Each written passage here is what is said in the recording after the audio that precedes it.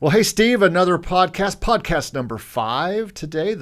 We're going to cover the topic, the difference between a composer and an artist, which might seem kind of odd, like they're the same thing to some people, but there's definite differences. It's a conversation I kind of started getting into a little bit today, actually, on the Discord.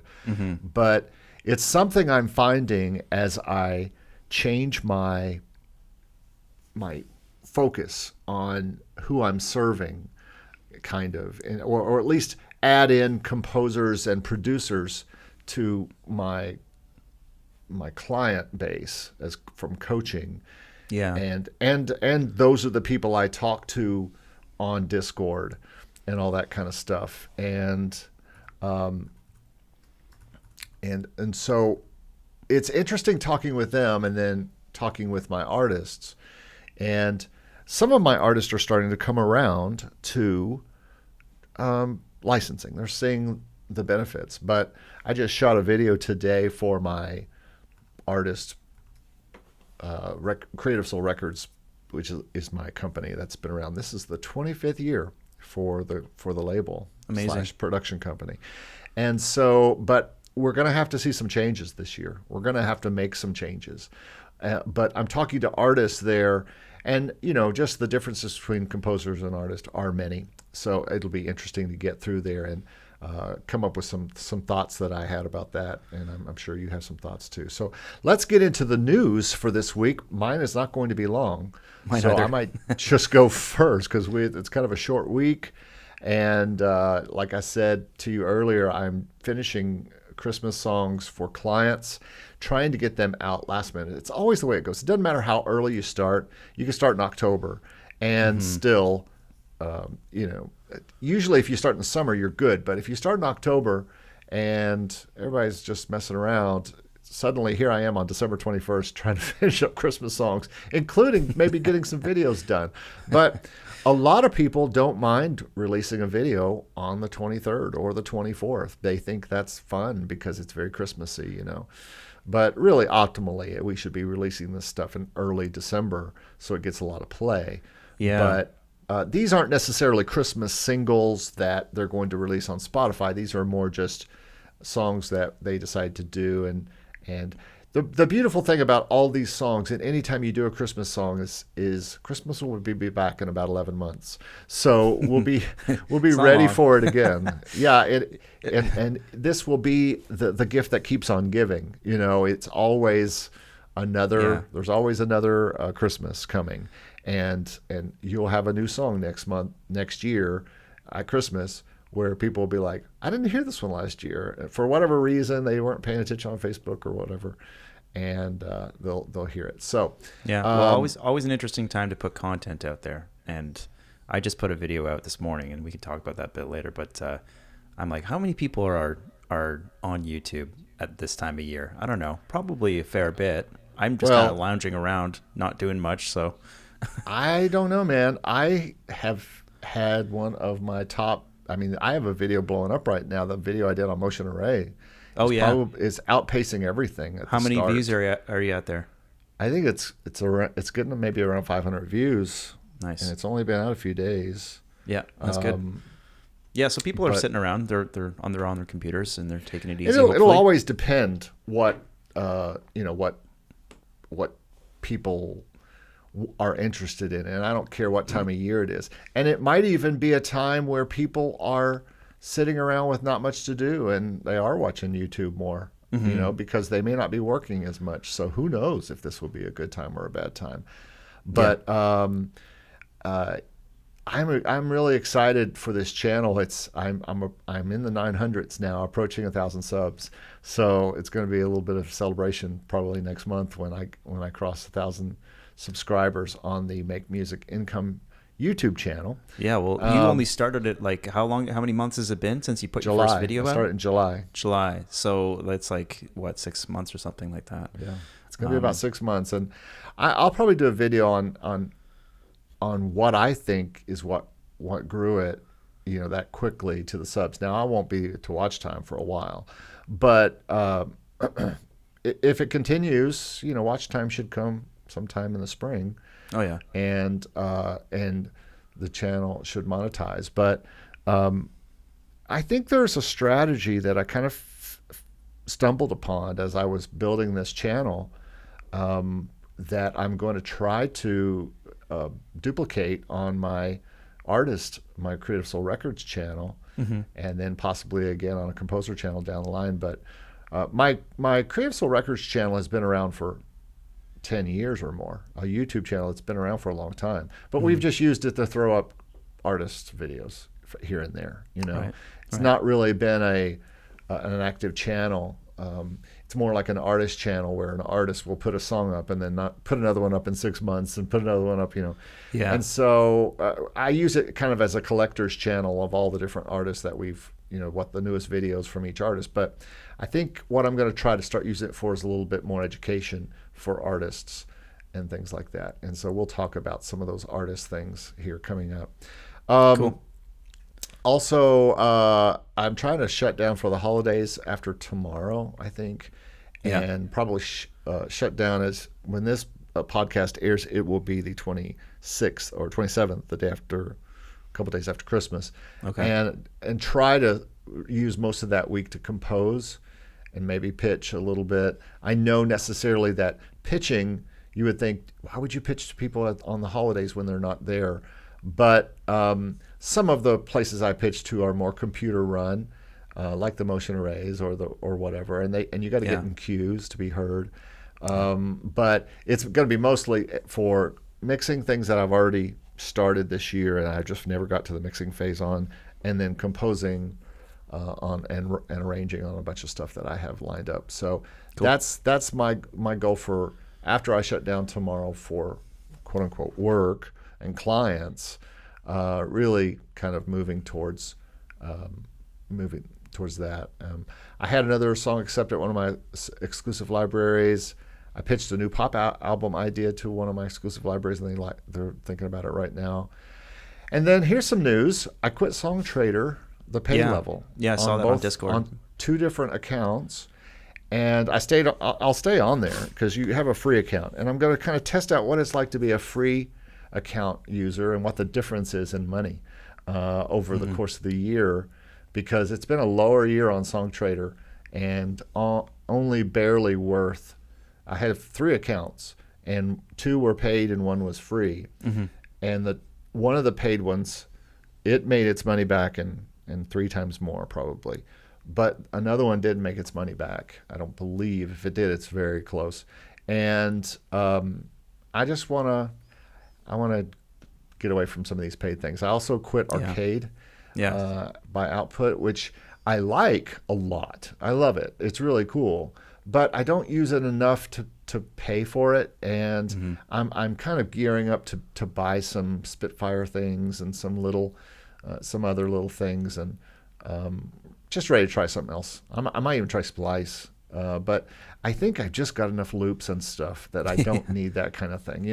Through all my complete stuff, I haven't even been through the thousands of loops that I have since I upgraded complete. There's all sorts of stuff in there I haven't even explored yet. So I feel that, man. It's like if you're not using it, don't subscribe. And like there's plenty of libraries that I've actually bought that I haven't even had properly explored yet. So it's important to make use of what you got. You said about Arcade recently, you're scared to use it for that someone else may be using those same samples, and then you could be confused with Content ID and stuff like that. There could be this is an interesting conversation, and I've had this conversation with lots of people about Splice and Arcade, and it's like especially if you're using melodic loops as like the main top line melody of your track, you're going to run into issues with Content ID, because there's thousands of other music producers out there doing the same thing.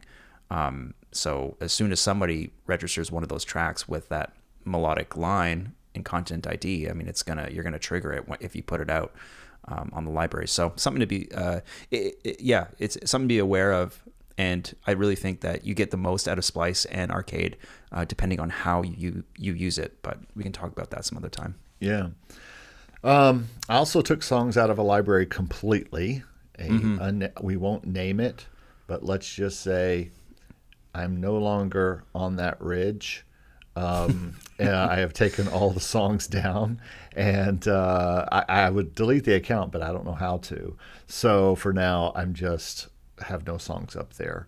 And Okay. I also downloaded a bunch of new free stuff, including Steven Slate Drums Free, which Yeah, I've is got really that. cool. Yeah, it's great. Some things from Orchestral Tools, which I had just found out about. Yeah. I didn't really know much about them. And Yeah. also have been helping a client use Studio One Prime, which is their version of their free version. Yeah. All three are great. And I just finished sure. just taping a video of free stuff, which by the time this podcast comes out, that'll be the last video I put out. Well, it'll be the video I put out before Christmas, like on Thursday probably, on the 23rd. And it's just basically some free things that people can. I mean, I know you've done videos on this before, but these are just the things that I think if you're looking for a present for yourself during Christmas and you don't get what you want, this might be something fun to go and download a few of these things. Cool. And so, talking about all the Spitfire free things, and the Complete has a free thing. That's amazing. That they Complete offer. Start is great. No, it's called Complete Start. Labs and all is that great. kind of stuff. Labs, all that stuff. Yeah, Piano it's book, amazing. everything. I just want Totally. to kind of put a little thing together for. It's not necessarily a Christmas video, although there's an element in it for that. But it should be good any time unless they stop offering these things. But Right. I just think. I know at this time of year, I like to find new things and download new software to play around with Same. because I've got extra time and all that kind of stuff. So Yeah, maybe man. some other people will like that as well. Yeah. So that's what I've been up to this week. Nice. Yeah, I had a pretty mellow last week. I think probably the most exciting thing for me was purchasing a new microphone arm desk attachment on Amazon. Is that what we're not looking at that now? No, you're looking at a mic stand that's like really annoying and Yeah, in well, my that's way what I use, and taking same up thing. too much room in my small little I space bought here. one. You can see it right back here. The Oh, yeah, mic yeah, I arm. can see it. It Yeah, came with a package with all sorts of stuff. Like I think it came with this. Oh, it came with a pop screen. It came with a pop screen. That's It cool. came with a phone holder. It came with a bunch of things. Oh yeah, cool. But the problem is it was too heavy for the mic that I had at the time. Now this one's a little lighter, and it might work better. The other problem I have is this desk has a very short lip, so Okay. it doesn't slip under. That desk has a wider lip on it, so it can stay on it better.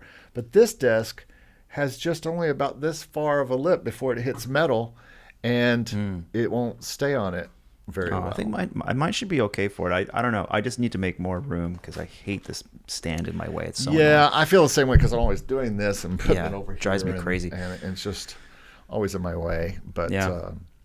Otherwise, yeah, just cleaning up house for the new year, cleaning up my hard drives. Really boring stuff over here. Cleaning been doing that cleaning too. up my desk and my studio space. I have to catch up on some track reviews for the Academy today, so I'm excited about that. I got to start thinking about January's content for the Academy too. I think the next course is going to be on doing remixes because a lot of people have been asking me about that recently, especially with the whole Google remix I did recently. So that might be the next course for January. We'll see. I'd really like to spend this break. During this break, I've been promising some clients that I would do a motion array how-to video, how to just basically upload songs, what the upload process is. And we've been talking about making some of these little modules for your Academy that you could use there as well. But I'd like to have them for, especially for one client, but several clients who are getting ready to start that. Okay. And be able to give that to them and or sell to other people, along with a ebook that I started last week on all the royalty-free libraries that I know of and just general information on all of them, because that's a question I get a lot. What are all the royalty-free libraries? What are they all? Yeah. So that'll be kind of a little introductory ebook type of thing. So. Oh, cool. Nice. That, and I'm really just gearing up the channel. I've got a website that's getting close to being done, and for Make Music Income, and Nice. excited to get that out there. But anyway, is that all you got? Yeah. For news? Yeah, that's it. Okay. That's it for my week. It's chill. Well, I got to do some baking today. That's all also baking on my list. Well, got to bake some cookies. Yeah, and this is, a lot of people don't know, but this is the Make Music Income Baking episode. So we'll be, while we're doing this podcast, Steve will be baking. I'm mixing my ingredients as we speak. It's a lovely. It's going to be. You can't see it on the podcast, but it's a lovely little cake with some marzipan over the top and a lovely glaze. So it's going to be exciting. We'll let you know how that comes out later in the show. I'll post the recipe. All right. I do love those baking shows for some reason. I don't know why. They're strangely relaxing. I love the cooking shows. Yeah, my mom and I both love the cooking shows. My wife's like, I don't know if I want to watch this, but I think they're kind of funny. All right. So let's talk about composers and artists and the difference between them. Now, in case you're wondering why we're covering this, Steve and I are both artists and we're both composers. I work with a lot of artists, and so does Steve, and you may be one or the other. This really came up when I did a video about a month ago called Being the Artist, and asking people if they were releasing their music as artists on Spotify, that they were pitching to stock libraries especially, but also sync libraries. And you know what? The general thought is no. I mean, more people probably are not putting their library music, licensing music up to Spotify than are. Just because, rightly so, is it interesting to anyone, or is it something that you want to? Then you have to make a cover, you have to make a whole artist brand, you have to come up with all these kind of things where as a composer you're just cranking out music. But I've been working for artists for over 20 years. All the focus is on the artist. When we're building an artist single or an artist album or an artist brand, it's all about the photo shoot, it's all about the marketing, it's all about building a Facebook page, it's all about building an Instagram account, it's all about building a YouTube channel, it's all about building everything that you got to make that is focused around that artist's face, and that it's all, hey, look at me on Facebook, it's all TikTok, and it's all Reels. And it's such a dichotomy from the composers that we are working with now, mostly in the Discord and in the Production Music Academy, and the people I'm talking to on Make Music Income's YouTube channel. It's just composers are a different breed. It's like a whole different side. It's first and foremost about the music. There's very little thought of self-promotion. It's all about, the most self-production any of these composers do is say, hey guys, what do you think of this tune? That's the most they probably show off their music, besides cranking it out to the libraries. Yeah, I just want to and I think just one thing that came to mind right now is that composers are often writing in a utilitarian sort of sense. They're writing music to be used in whether it's sync or film, for example. So there's less of a requirement to be it's not like you're posturing it so that you're hey, listen to my music, listen to my tracks, check out what I'm doing as an artist. It's more just your writing it's not really meant to be consumed in that traditional sense of I'm just going to sit down and listen to this Spotify album. It's something that you might see as background music in a film or in a piece of visual content. So there's that difference in approach. The thing that kind of got me when I was working on my master's in composition was that every time we had a recital, for the most part, 95% of the time, the composer was in the audience. The composer was not on the stage. The composer's work was on the stage. And there were musicians on the stage performing the composer's work. Right. So what the teacher would do would have the composer come out before the piece and talk to the crowd and introduce the song and where it came from. And then the composer goes off stage and sits down and with the audience and listens. So the composer is in the audience. They're not on the stage. That's one interesting kind of aspect to it versus the artist whose only thought is to be on stage. Mm-hmm. Their only thought is to be in front of people and be performing, and that's how they get the thrill for them, is the audience, and they get that energy back. You've had that before as an artist. You know what that feels like. I've done it too. Mm-hmm. But as composers, we're more like parents in the fact that we want our songs, just like as parents, we want our children to do well. Mm-hmm. And that's our main focus, is that our kids will get out there and do something. Now, some of them, like we talked about last week, may only work part-time. And some of them might have full-time gigs, and some of them might get rich and support us in our old age. But I think that's a big difference, too, versus artists who, when they get to old age, it gets harder because, hey, look at me becomes harder when you're 50 or 60 years old and you're getting all these wrinkles and you don't look like you did when you were 30. And then you start getting the kind of cold shoulder from younger audiences because you are older. So, whereas composers, the older we get, the better we get. And this is a key difference, is the performative nature of being an artist in the typical sense. Is that you're writing music to be with presumably the intention of performing it in some capacity, where there really isn't that much performance involved in like me writing music for film. Is that the film is it being in the film is the performance. So there is crossover too. There's composers who do perform their work, and there's artists who don't perform their work and just write music to be listened to too. So there's exceptions to both sides, of course. We were also having the discussion about fake artists on the Discord, where Spotify, Motion Array, even with Motion Array Originals, is hiring people to be a brand for them. Mm-hmm. So, but when we started talking about this, a lot of people were like putting quotations around fake artists. In other words, they were saying Spotify is hiring people to create music that sounds like other music. And I'm like, what label is not doing that?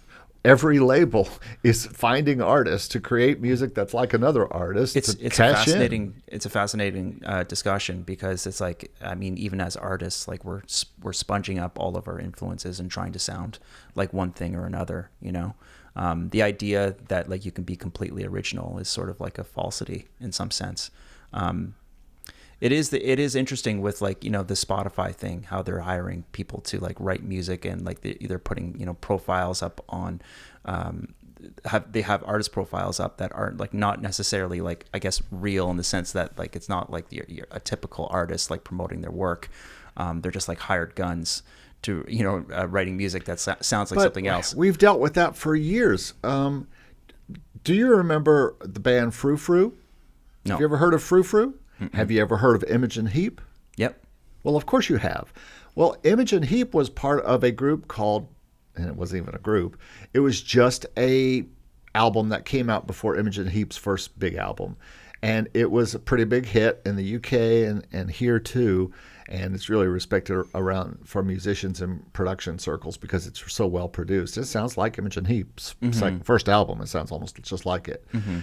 But it had a lot of keyboards, a lot of vocals, her smart writing, all that kind of stuff.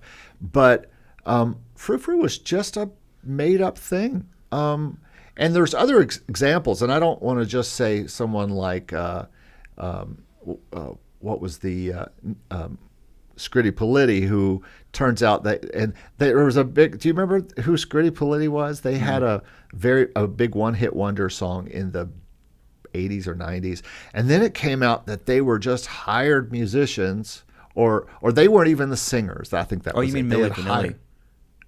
What'd I say? I don't know what I said Scritti Politti. That's another thing. Milli Vanilli is what I'm talking about. Yeah, but they said there were other singers. But yeah, you know what? That's right. People were shocked about that. It's funny. I remember when that. I mean, I think I was really young when that happened. But I remember reading about it, and yeah, people were really shocked about it. But it's like that's just totally not shocking anymore. Everyone There, knows what's there going is on a certain well-known Christian band that their first album was mostly studio musicians playing, not the actual band that you see on the cover. Right. But that's because, you know, the label signed the head guy who was the writer, and the songs were the key. Mm-hmm. The songs were the key. And really, the songs are always the key. It's just sometimes, you know, there are hired, and I could probably go in and find a dozen examples of where a singer just came in and sang a producer's stuff. Like David Foster was famous for his sound. Who else? Who's the 60s producer? That Wall of Sound guy. Oh, dude with the gun. Yeah. Forget his Not name. Ramone, right? No, he produced the not Ramones. And produced then the Ramones. John Lennon, then the Beatles, some of the Beatles stuff. Everybody else is going to be screaming at I our know. podcast. But anyway, you know, he was known for, you know, putting together Phil Spector. He was known for putting together, you know, a lot of acts. And he basically just created things out of whole cloth and put them on the radio. And they did that all through the 50s and 60s. And so people act like the Beatles somewhat are a created thing. George Martin basically created this type of music with the Beatles. And it happens that McCartney and Lennon were just fantastic songwriters, or they got fantastic. I wouldn't say that they were world beaters on that first album. I think they over time, especially with George Martin and all the stuff that they were given, became super great writers. Well, they came into their own, but they were doing the same. They were a part of, you know, of this revolution that, you know, was influenced by American blues. You know, young kids being really influenced by that music. Them along with many other kids their age at that time in Britain, and you know, they were all trying to sound, or they were all openly paying tribute to, you know, Muddy Waters and Chuck Berry and in their early days. So, but like you said, they're amazing songwriters, and they came into their own and created something new from all of it too. So that, you know, you got to give them credit for that. Before I go off topic into music history, let me just say that, you know, because I often love to do that, but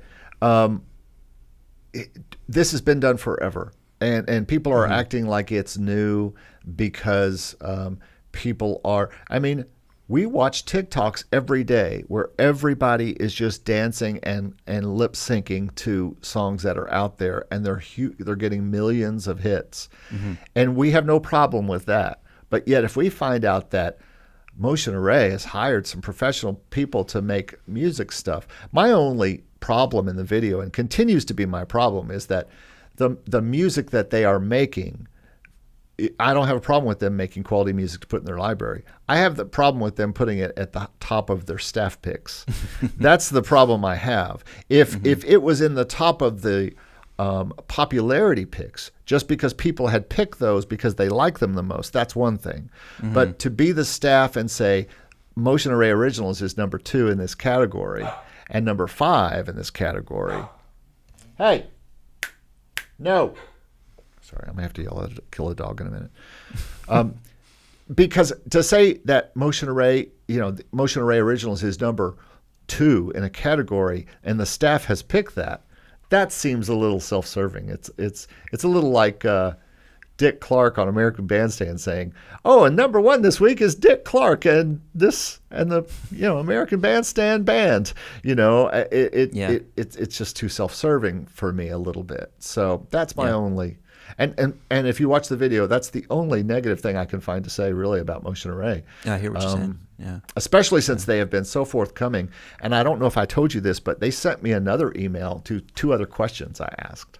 Oh yeah, what did they say? This is off topic a little bit, and but you know, I asked them. A lot of people were asking me after my video in the comments, and I'm still trying to figure out how to deliver this information. But they were asking me, once they are rejected, how are they and when are they able to resubmit? And as it turns out, they told me, and I can find exactly what they told me because I've saved it. I have it here on my email. But because this seems to be a thing that most people are asking. And they came back to me and they actually thanked me for the video, by the way. Oh, cool. And they said, we usually offer to try again between 3 and 6 months. Interesting. As long as the artists actually show progress. There's some artists that don't find their production or genre to fit our catalog, and we usually wouldn't advise them to resubmit after rejection. So they also went on to say, we keep track of all rejections. So it's easy for us to see if that person who was rejected is qualified in our view to retry or not. Wow, cool that they disclose that to you. I mean, I don't know if you saw the video I just put out this morning about like the year in review, but no, I haven't got to watch it yet. Something I mentioned in there is that this guy Mensage, who's been I guess he's been following my YouTube channel for a bit, but he reached out to me about 6 months ago and asked for some feedback on his tracks that he had submitted to Artlist, and he was rejected. And I listened to them, and they were really good. And I just had some pointed feedback in terms of some, various things that he could change potentially. And he applied 3 times, and finally made it in, and which is amazing, is awesome. And that should be a lesson to everyone who has applied to Motion Array or Artlist. It's like don't hesitate to reapply, and just put some work in and like make some improvements. But what was really interesting is that he mentioned that he reached out to them and asked them, what the deal was, so with reapplying, and they told him that there was no limit on, time limit on like reapplying, and you could send them as many applications as you want. Presumably, I think it's probably similar to Motion Arrays, where if they're kind of convinced that you're just not going to be a good fit, they might just kind of put you on that like blacklist or something. I don't know, but they seem really open-minded about the idea that like people can like go back to the tracks that they worked on and like and improve them and reapply. So I thought that was cool that they let him know that, and he's case in point that it's like he applied 3 times. And it took him 3 times to get in, and they listened every time. So that's cool. When we talk about Artlist and we talk about Motion Array, this kind of goes with our topic today, the difference between composer and arranger. And I think Motion Array is likely more about composers than it is about artists. And Artlist might be a little bit more about artists alongside composers. In other words, just FYI for me, how old was this guy you're helping? I don't know, but yeah, his picture, he probably looks like, I don't know, he could be anywhere in his 20s, 30s or something like that. So 20s, 30s, not 40s, 50s. Yeah, like I'd have to go. I haven't actually gone to his profile on Artlist yet. When we do our next year, I still want to do a kind of research of these mid-tier libraries and talk about them: Music Vine, Artlist, Epidemic Sound, and talk about the unique things about them. But I'd love to also do a kind of a look at their rosters. Who is on it? What is the general age, would you think, of the artists? What is the general types of music? I mean, there's probably all types of music, but I would bet you that they're more artist focused on Artlist. And the reason, now I'll also tell you that last week I pushed 2 brands to Artlist, and I heard back in within a day or two on both. They were both no's, but the no's come fast. The no's don't come fast from Motion Array. The no's take. I asked them one question. The second question that I asked them about this was, how long? I noticed Artlist gets back to auditioning artists within a few days. Some artists report to me they have waited 6 weeks or more to hear back from their initial Motion Array auditions. Is there a time frame that artists can expect when they audition? I'm going to put this on a blog on my site when I get it done. But basically, they said it usually takes about 2 weeks for us to give our first review to new artists, as long as they submitted tracks to Motion Array. And 6 weeks is not possible. It's either a mistake, and I'd love for that person to email me so I'll check. So you can email them and ask. But a lot of times what happens is, they said lots of people just send us links to portfolios, which is great, but we specifically ask for up to 5 submissions on the site so we can review what they believe fits to our catalog and the type of assets they want. and have the rights to sell. And one guy who had been waiting like 6 weeks, he'd only put one song up. He's a coaching client of mine. Well, he's in the Discord too.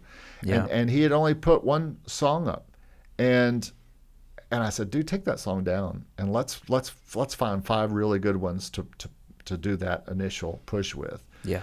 I have another client who's got, we're really working on his first 5 songs. And we sat down the other day with the 5 that he wanted. I'm like, dude, I'm not sure Motion Ray is going to go for these. Okay. I may be wrong, but and I think, like I said in my video, I think the answer lies in going into and this goes for every library that any composer or artist wants to get into. Go look at what's there now. Search your type of music. Listen to it. Does your stuff sound like that? Or at least in the ballpark. It doesn't have to sound exactly like it, but is the quality the same? Is the quality of the instruments and the samples the same?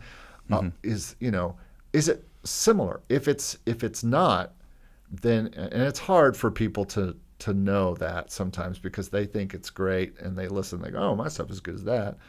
But you really need to be able to take a really careful listen to yourself and compare yourself to these other artists and see if you fit. Now, in the art list, I think it's going to be more of what is your portfolio and your visual portfolio. What's the visual look like? And this is a really interesting point because I think that the appeal for a lot of people on being on like Audio Jungle or Motion Array and sites where you don't really have to have like this public profile, it's actually like a huge advantage for a lot of people because a lot of people are just not interested in that.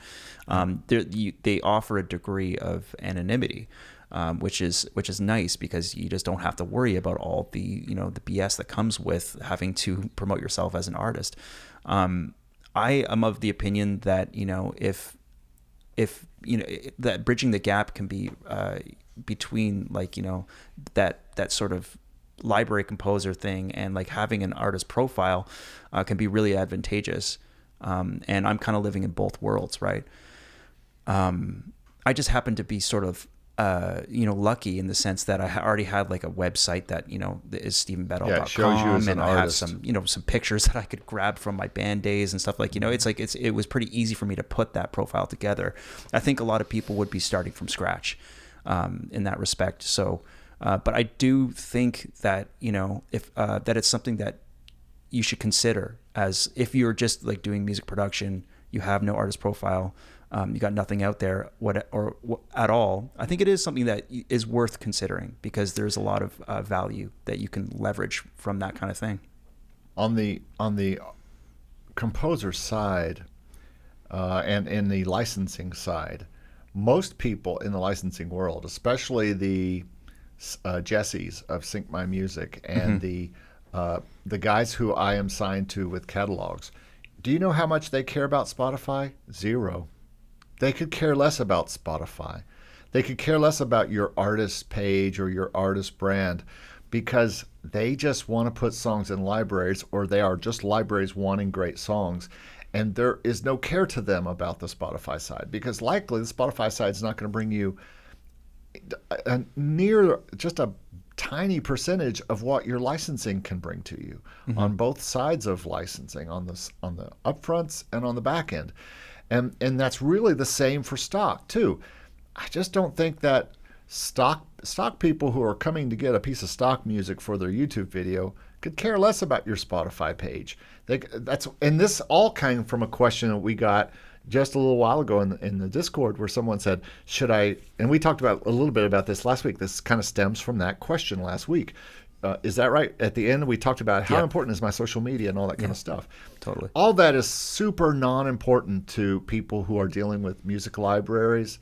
It's only when you're on the other side of sync, when you're actively trying to be an artist to get your artist stuff into sync and into TV and into commercials, and you're coming at it from an artist perspective. And that's where I look at with my label, Creative Soul Records, where we'll be focusing the people in that. That will be focused on, let's build your artist brand, and then let's pitch that artist brand to music supervisors and to sync agents and things like that. And that's where the two worlds combine of licensing.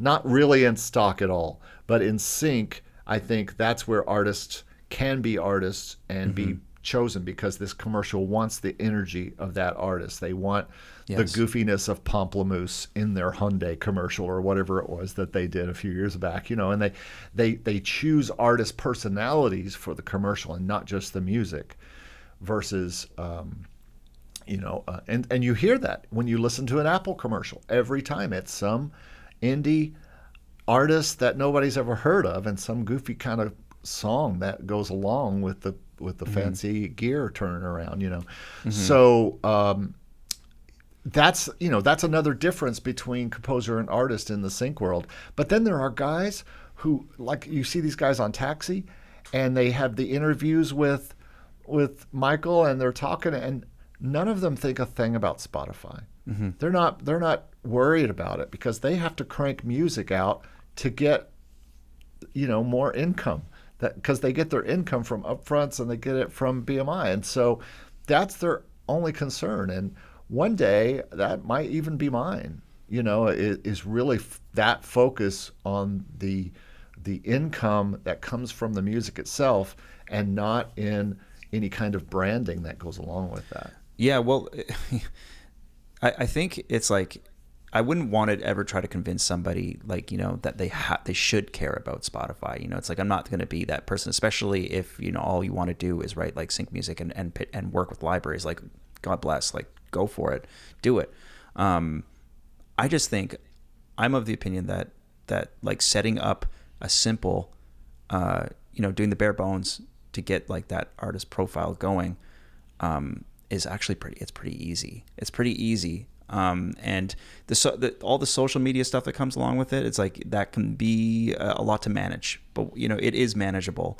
And I think that there is a lot of value in making that minimum effort to sort of get that profile together, whether that's a SoundCloud, account or Spotify, whatever. I think that there's a lot of advantages to it. And I think that it depends on what you want to do with music. Because if you want to get into something like doing custom scoring, for example, having those like basic profiles set up is like very, very important, because people are going to want to work with you because they like you. If they don't know who you are and what you look like, it's there's a disconnect there. So they might like your music, but they kind of want to see the personality.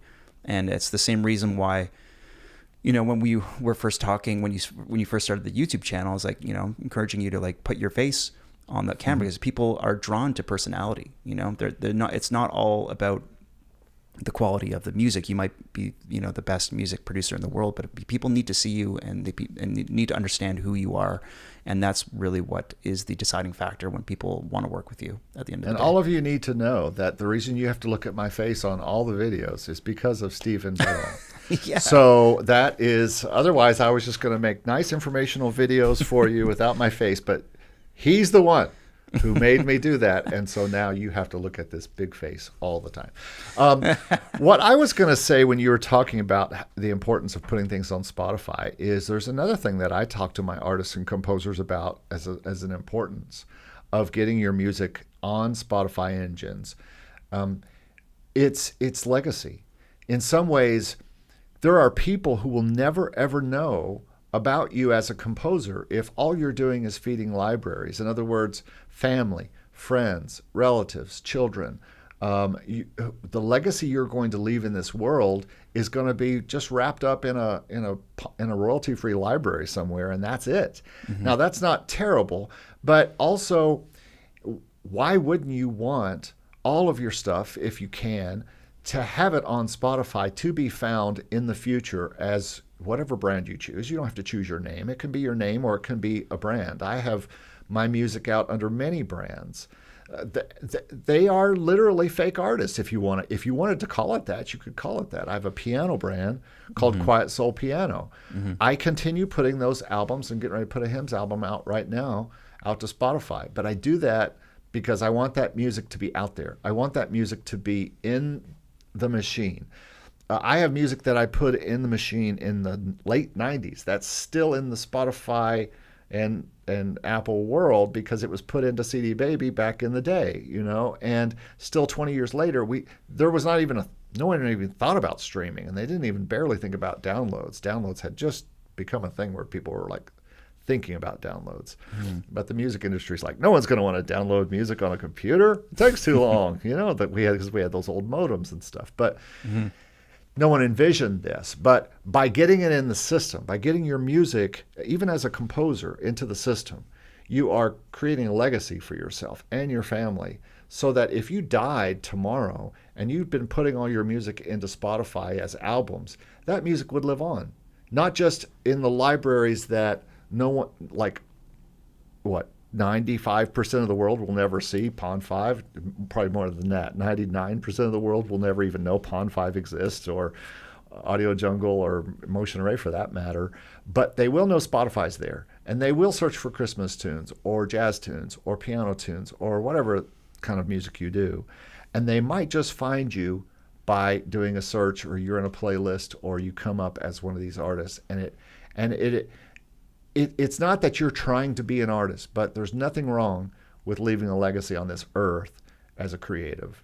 Yeah, and that goes for, like, it doesn't have to be Spotify. It can be like, put your stuff on YouTube too. Look, you never know who's like going to find your stuff on YouTube and like it as well. Yeah.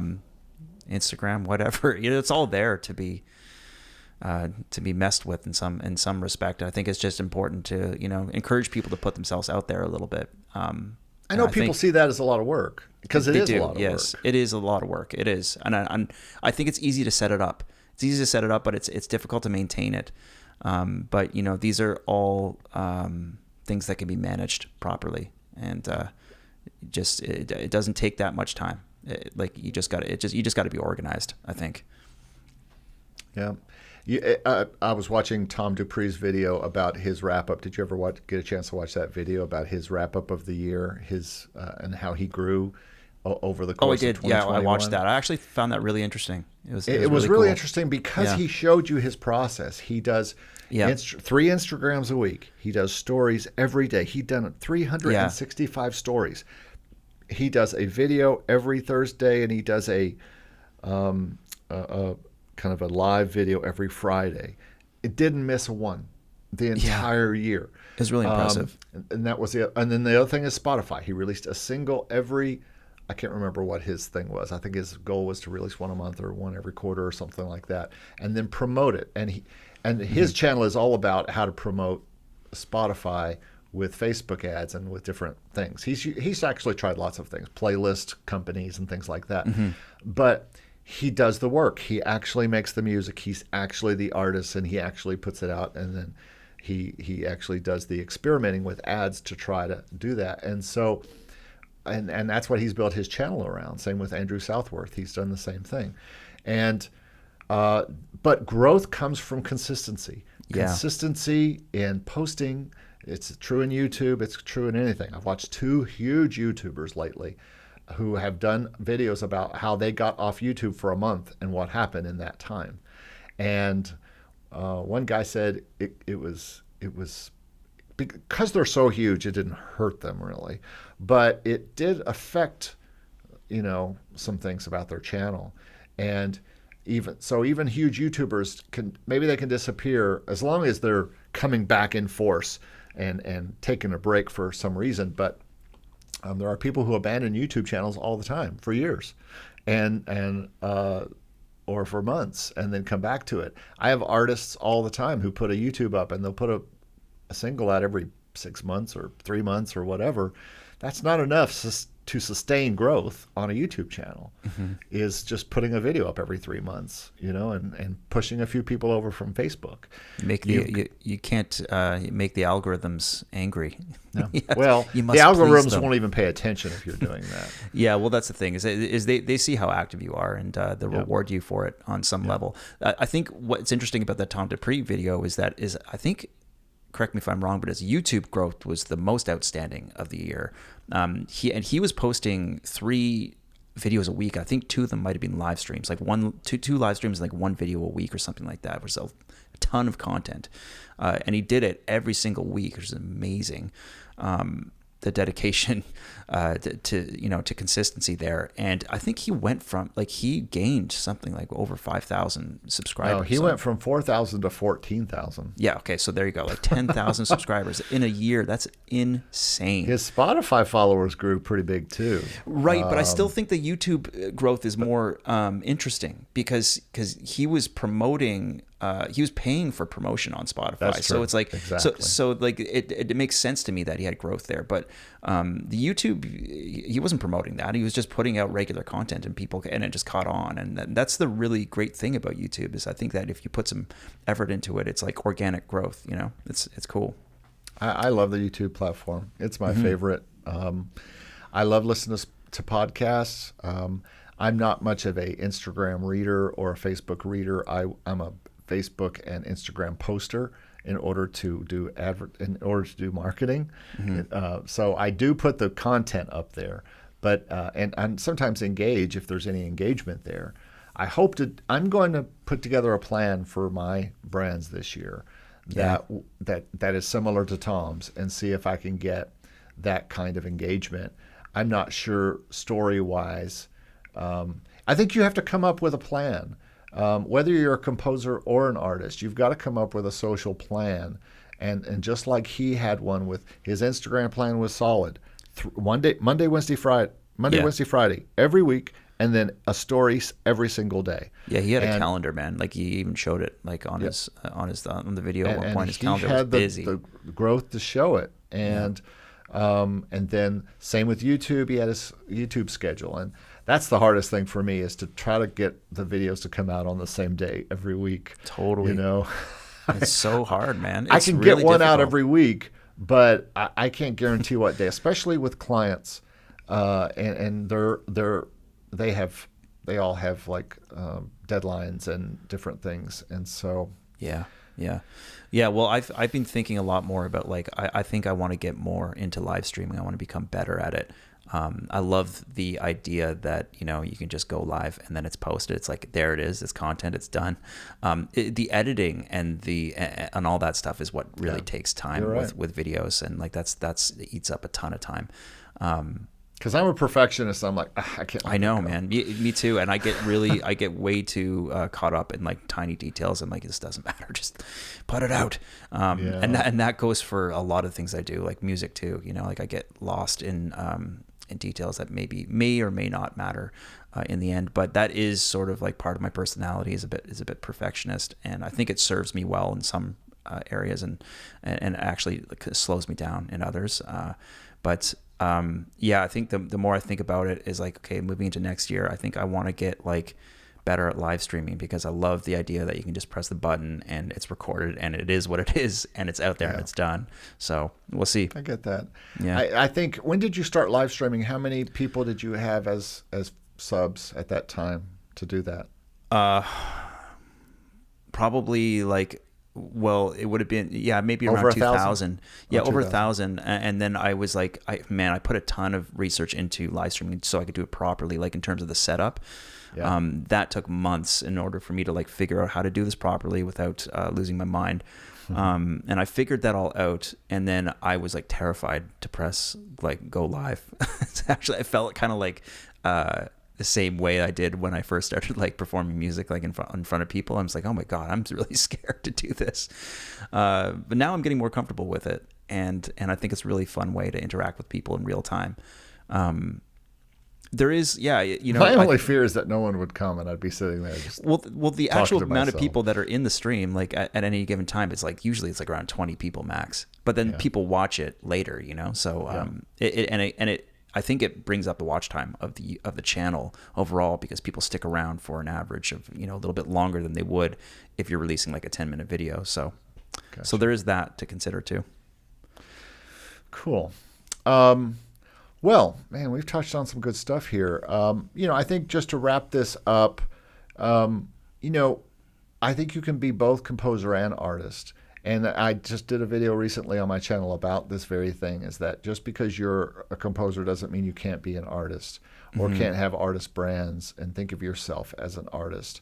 So I think, even though I think there are differences between the two, And some people definitely fall in either camp and really want to focus on that. I think you're especially a good example of someone who falls in both those camps.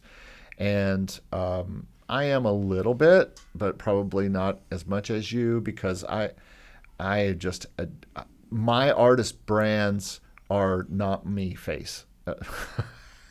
I sound like a Frankenstein talking there. It's not me face. My artist brands are brands of a band of my jazz brand, which is called Player A, because it's about the players that are in the band and not me, even though it's all me, all my songs and stuff. And the piano is more about the piano, about piano music, which is what people really want. And I have another one that I've started growing this year. It's a folk brand, and it's called the Splendid Manifest. And it's just basically that folky brand, but it's just me. It's a totally fake artist, if you want to call it that. Yeah, well, I don't even know what like fake artist means. Like, I think it's every artist is a fake artist. Gaga is a fake artist. I don't really get it. I mean, people have this romantic notion of what an artist is in their minds, I think, which doesn't really account for the whole picture. Most often, I think I have these funny Alice Cooper was a fake artist. I mean, when you think about it, they're a Kiss. I mean, they're all in costumes and dressing up to be other people than they actually are, and so it's funny because it's like, I think going back to the Milli Vanilli thing, it's like there was a time, I think, where people were shocked to know that, like, pop artists have like a team of people, or there are people writing songs for them. And I think that there's this classic, romantic idea that, like, I always have these funny arguments with my sister, and she'll say things like, well, Justin Bieber isn't a real artist. He's just a pop star.